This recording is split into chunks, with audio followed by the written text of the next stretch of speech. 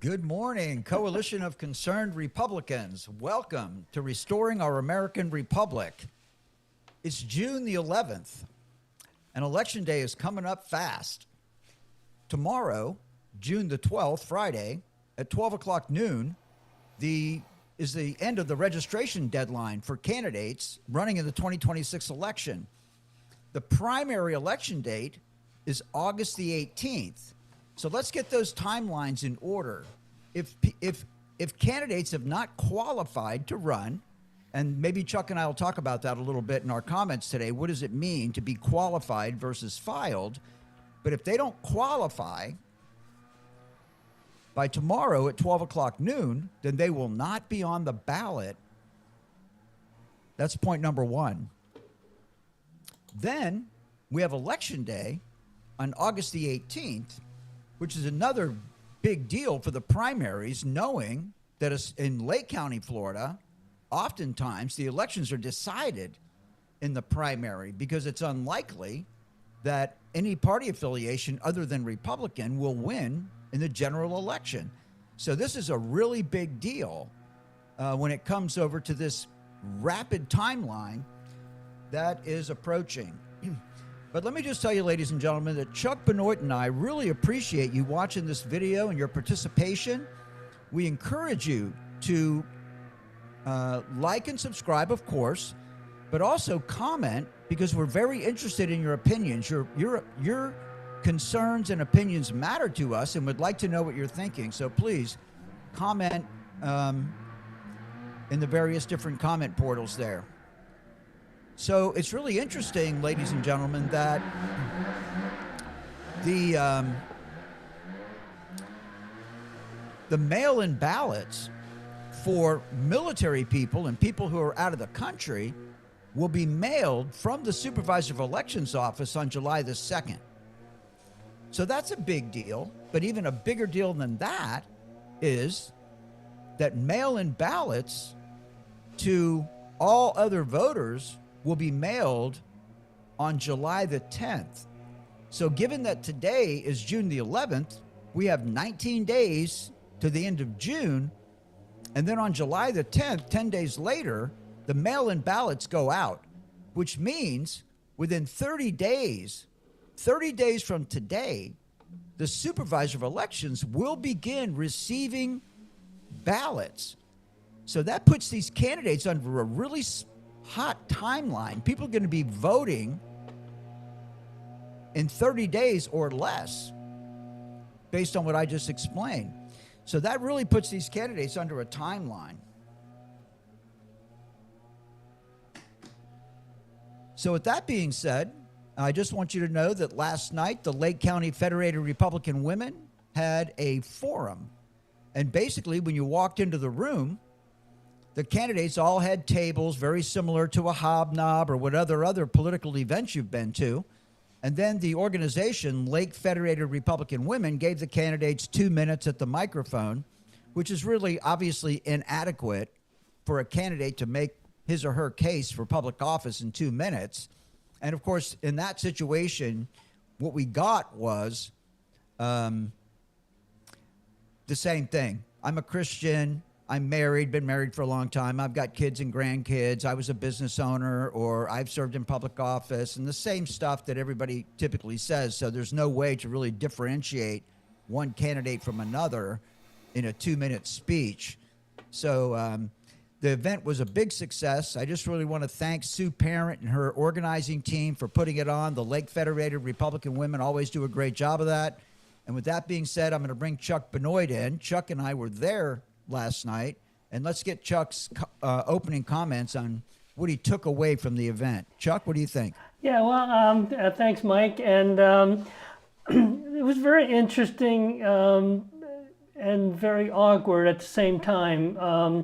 The way the system was set up, people were all over the room, and the candidates that were giving their 2-minute stump speech was in the corner of the room, and there was so much activity going on and chatting and this and that and the other, along with a very difficult microphone, audio system. it was very, very hard to center in on what people were saying, or even, I mean, it was almost like the audience was giving little to no respect for the person who was giving his little speech or her speech. So, with that in mind, I feel the same way you did. Really didn't get any, from very few of them, we didn't really get anything special. It was just, I'm a good guy, vote for me kind of thing. And that, of course, speaks to the candidates more than it does to the late Federated women. That's not what I'm talking about there. I agree with that 100%, Chuck. Yeah. So very interesting. So, Chuck, I'm just curious, are there any particular races that you'd like to talk about, or do we need to talk more about this? Why don't we do this, Chuck? Why don't we get into the subject that we were talking about off camera and talk about how the Department of Motor Vehicles and driver's license registration can affect voter registrations, Chuck? Would you walk us through that real quick? Well, I'll do the best I can.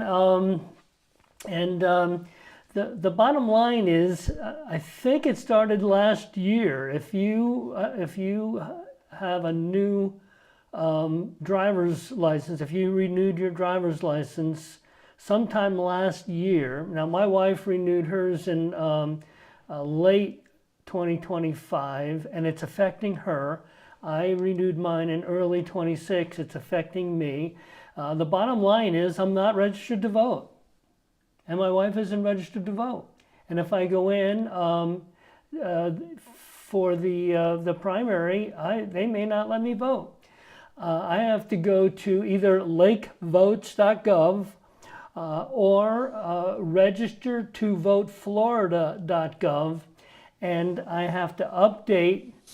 It says the little box to select is record update. So you have to basically go in and renew your registration with your new Florida driver's license. Now that's a big deal, because by now you would think that the supervisor of elections would have had quite a bit of a note to us. There should be some sort of a campaign telling us that we're not registered to vote. I mean, I'm sure there's a lot of people who've renewed their driver's license recently. Like I said, both my wife and me are caught up in this. And, I started the process and was uncomfortable, so stopped. But I think I was on the right path, and that is to update your records. You feel like you're re-registering to vote. It just felt like I was registering again, and I didn't know if that was right.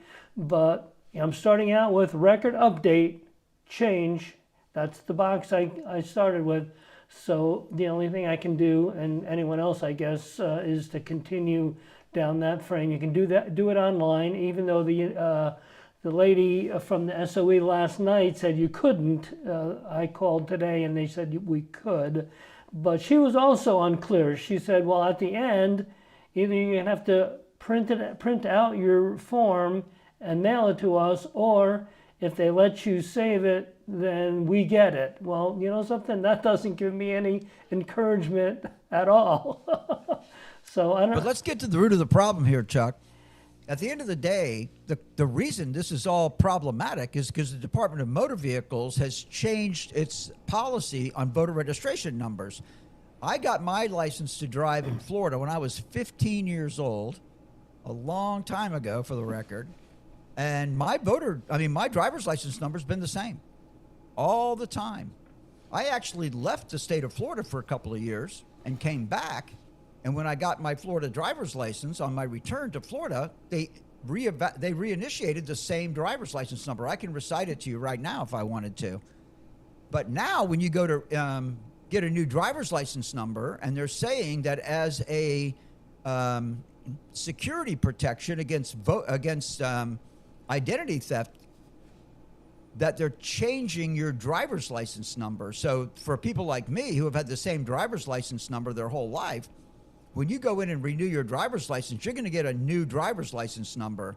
And then according to Florida law, one of the methods for the supervisor of elections validating your voter registration is according to the last 4 digits of your driver's license.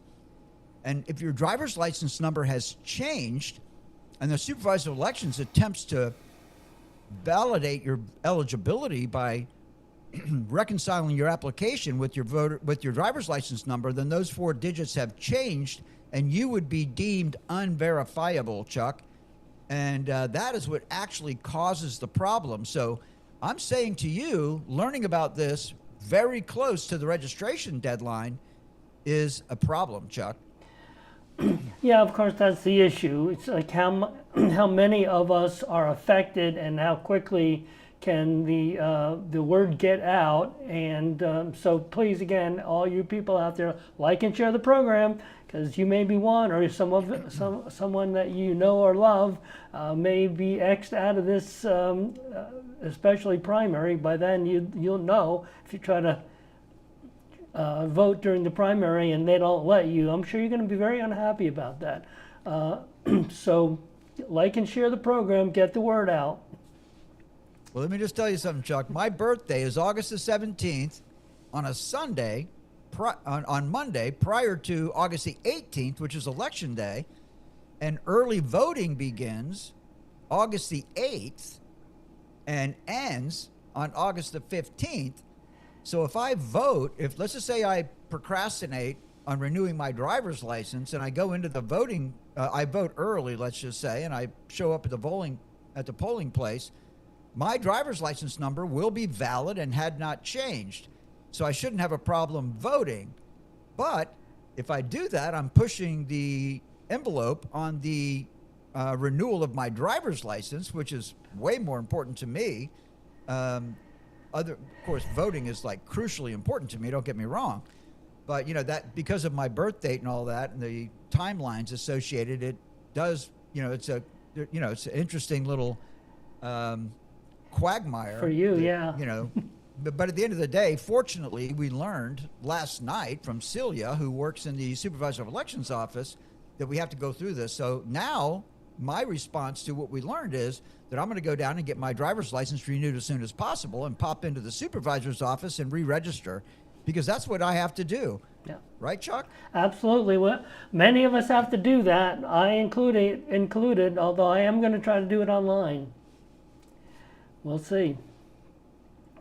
That's your call.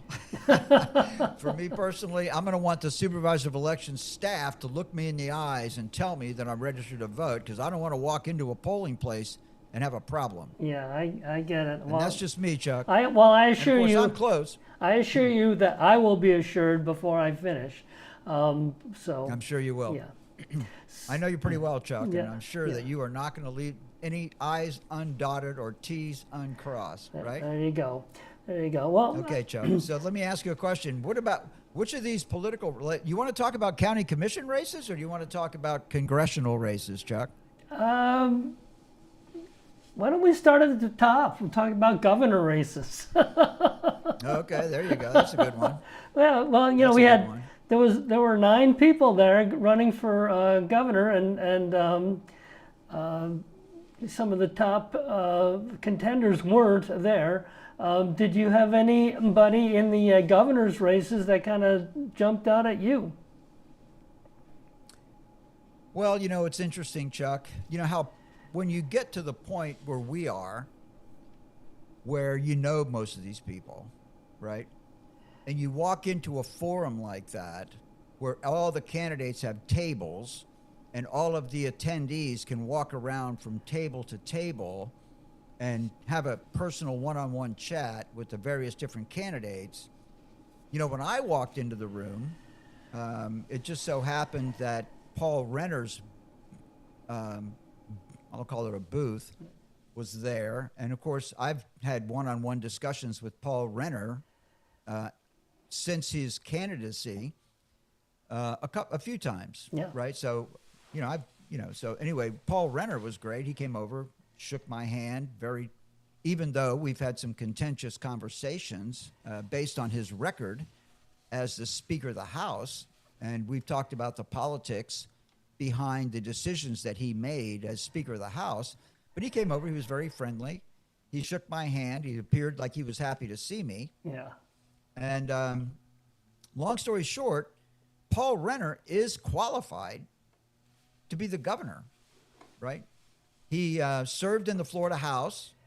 He was the Speaker of the Florida House, so he knows how the process, the legislative process works, which is very beneficial to a governor.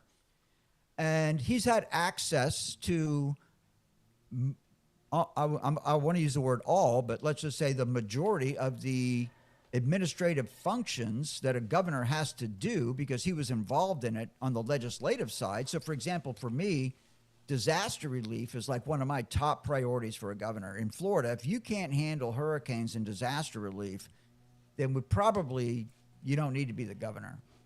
Yeah. And Paul brings a lot of that to the table. And, he's morally, I think he's a grounded person.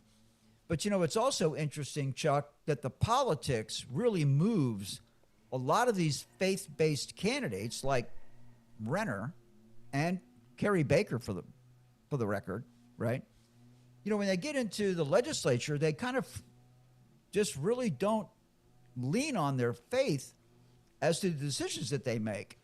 And that's really concerning for me. And when I'm choosing my gubernatorial candidate and my congressional candidates, I'm going to want to know, not only are they believers, but they lean into their faith when the decision-making time happens, right? That's a big deal, Mike. And that is probably my number one, right?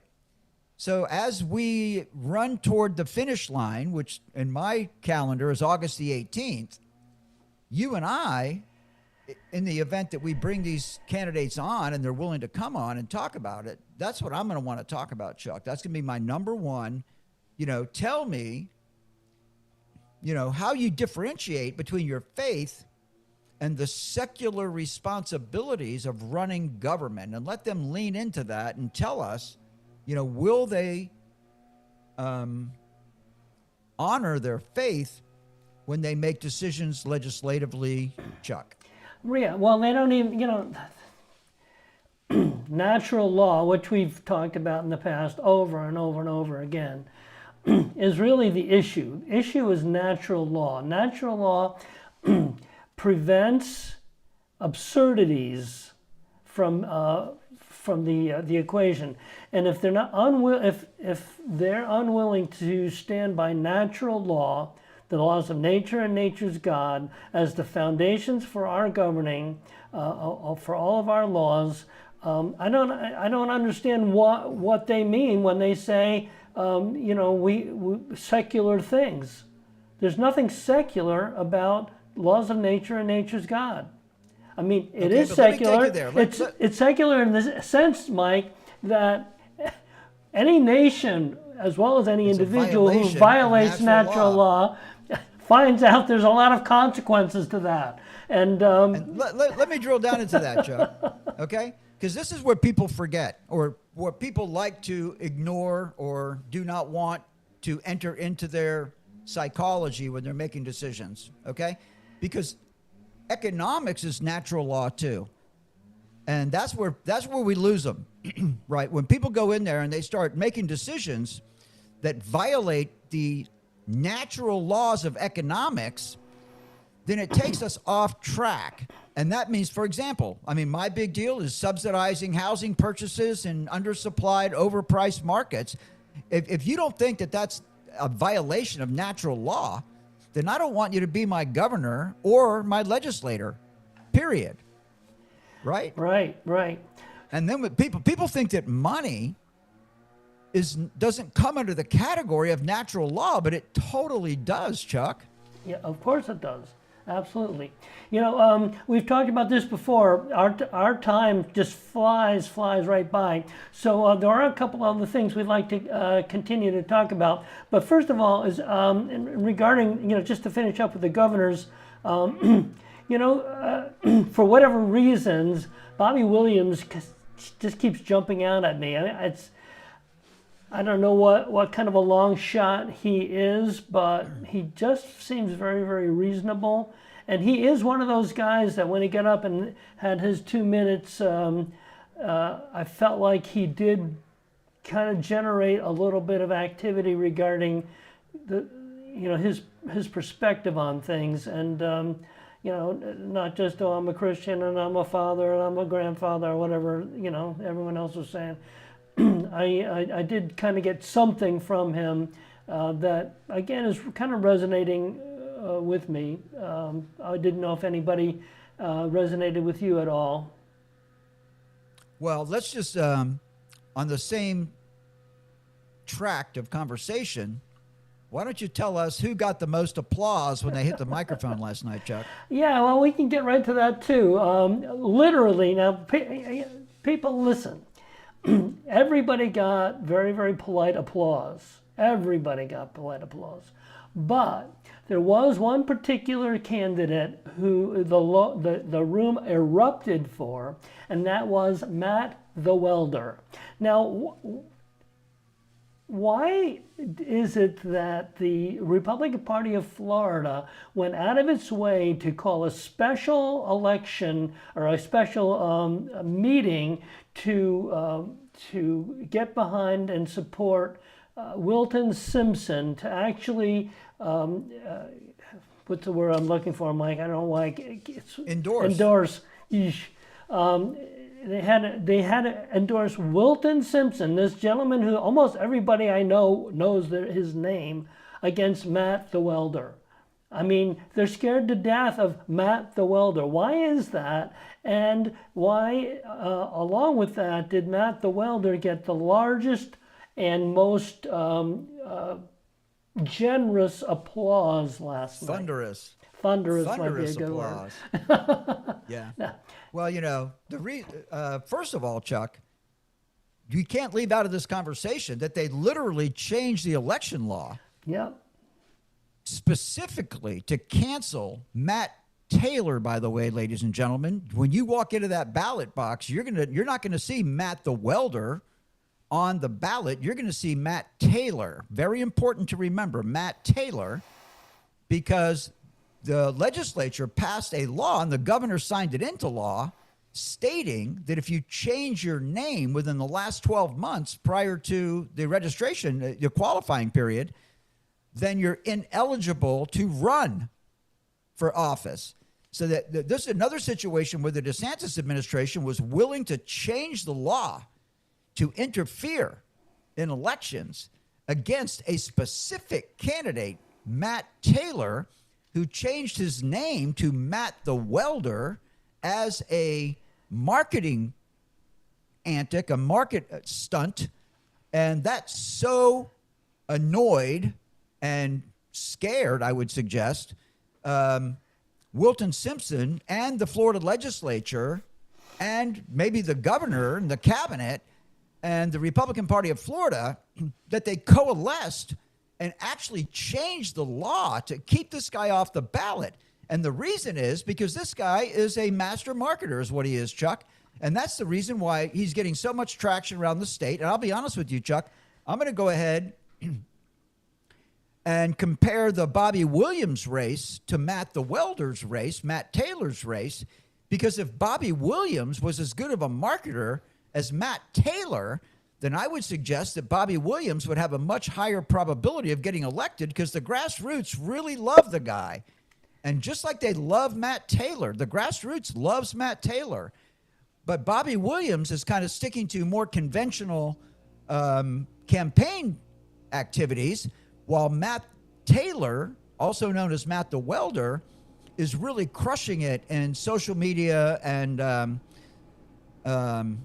new marketing techniques. So that's what I would say to you. And we got into this conversation when we were talking about Bobby Williams, but we couldn't not address Matt Taylor in the same conversation. So that's where I'm at, Chuck. And these guys are just absolutely afraid of Matt Taylor. And I'm suggesting that Bobby Williams has a lot of traction too. Chuck. Yeah, well, that's exactly how I feel. It just seems like he kind of just seemed a little bit out in front of the crowd. There were two other candidates who surprised me by their non-attendance, and one of them was Anthony Sabatini. he did not have a table, nor did he attend the meeting.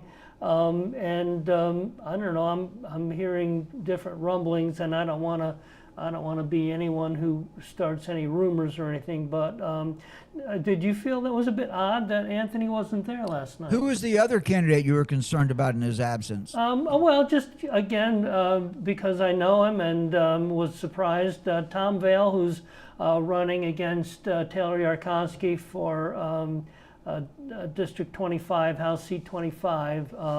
He wasn't there either, and we thought possibly he was too late to the party, but it was still odd to me that either and both of those were not there last night. Well, Tom Vail is new. He just filed a couple days ago, so Yeah. I'm sure that the Lake Federated Republican women had a registration cutoff date for the candidates so they could get their room layouts and all that kind of stuff organized. So it could be that Tom just didn't get in under the wire, and it could also be that Tom, I'm sure there was a registration fee, and the Federated women they got paid by the candidates to be there, and maybe Tom just didn't feel like with his late entry that was a good use of his limited campaign funds. Anthony, on the other hand, you can never, when you're trying to figure out what's going on in Anthony Sabatini's head, you can never default to ignorance or anything like that. Anthony is a master strategist, so we know that whatever he's doing very intentionally, and he's looking at all the different variables and stuff. So I know that Anthony is very disappointed that he has to run against Kerry Baker. Yeah. That's a big deal. And then, of course, I was surprised that Anthony did not qualify. And, of course, he's got until tomorrow at noon to qualify. But keep in mind, when you and I checked earlier in the week, Tuesday, Kerry Baker hadn't qualified either. So I'm not concerned about whether Anthony will qualify or not.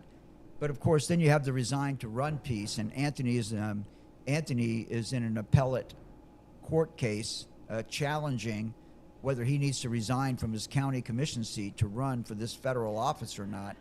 We can talk. That's a long debate with not a lot of really verifiable information from people like you and me who are not election lawyers. But this is Anthony, and Anthony is, he's taken on a lot of risk there. Yeah. I mean, he could lose his job as a county commissioner. And still not win the race. If he doesn't qualify by tomorrow at noon, he won't be able to run. So he's got a lot on the line right now. And again, keep in mind that Anthony did have time to register with the Lake Federated Republican Women, and Leesburg, where the event was held at the Venetian Center in Leesburg, is in the heart of Congressional District 11, with a lot of the district to the north and a lot of the district to the south. So if you want to give access to your constituents, then you couldn't ask for a better location than the Venetian Center. That is the heart of CD11. And I promise you that people who showed up for this event noticed that Anthony Sabatini wasn't there, Chuck. Yeah, I'm sure they did. Well, as far as you did kind of talk about the commissioner races, there was two of them. We have just a minute or two left. The two incumbents seem to handle themselves very, very well. Each of them have someone that's running against them, and I don't know. I didn't see anything overly exciting coming from them. A little bit of whining and complaining, but it seemed to me that what they were complaining about is the idea that the state's taking over so much of the responsibility. I don't know if you can blame the county commissioners for that. Well, that's a big subject too. We could do a whole show on that topic, and we have. I think we should. We have, but actually, what is the role of the county commissioners in the overreach of state government into growth management practices? That's we haven't really talked about that in detail. We may have made some comments here and there, about what the commissioners should or shouldn't, what they should be doing, what are they not doing, et cetera. But obviously, the county commissioners from all over the state of Florida have not pushed back against the state government on the overreach of state influence over growth management. And I personally believe that the commissioners should be pushing back on that. And, Chuck, it doesn't mean that when you push back against something, doesn't mean that your hair on fire, you're calling people names, you're cursing into microphones. That's not what that means. That means that you're making an educated rebuttal argument to what's going on. And you do leverage your political influence. So, state senators, state reps, governor candidates, cabinet candidates, if you don't see this the way we see it, yes, we will push back against you politically. Okay? And, county commissioners have a lot of influence in Lake County. They run countywide, and it's a big deal. But I'm challenging you. I'll bet you, Chuck, and I'm not going to put you on the spot, but I bet you most people who were at that event last night, if you asked them this morning the name of the county commission candidate running against Sean Parks, most people could not tell you that person's name. And I think to a lesser degree, but the candidate running against Leslie Campione as well. Most people will never know that guy's name. They'll see it on the ballot. They'll say, I don't know who this guy is. And they'll check Leslie because they know who she is. You know what I mean? And the same with Sean Parks. They're going to, walk into the ballot. They're going to see a name they know and a name they don't know. And they're going to check the box of the name they know. Yeah. And that's just the way elections work, ladies and gentlemen. Pretty For much. better or worse, that's how it works. Most voters do not do a lot of homework before they walk into that polling booth, Chuck Benoit. Right. So we have kind of gone over our little 30-minute thing. Do you want to go ahead and give us a final update, and certainly include the idea of needing to renew the registration for voting? Ladies and gentlemen, if your driver's license has expired or you've made any changes to your driver's license since August of 2025, you must re-register to vote. So get out there and do that. And now, Chuck, we're 24 hours before the registration deadline, the qualifying period ends for the 2026 election cycle. And I'm hoping when it's all over, I don't have massive feelings of regret for not running, but I might. So there you go. Well, thank you, Mike Levine, and thank you all again for tuning into our twice weekly live stream. Please, again, follow us on Facebook and X at Restore Our Rep 76. Check us out on YouTube at Restoring Our American Republic -ROAR. Please like and share the program, and remember, if you're unwilling to govern yourself, you will be governed by tyrants. Until next time, God bless you, God bless President Donald J. Trump, and God bless America.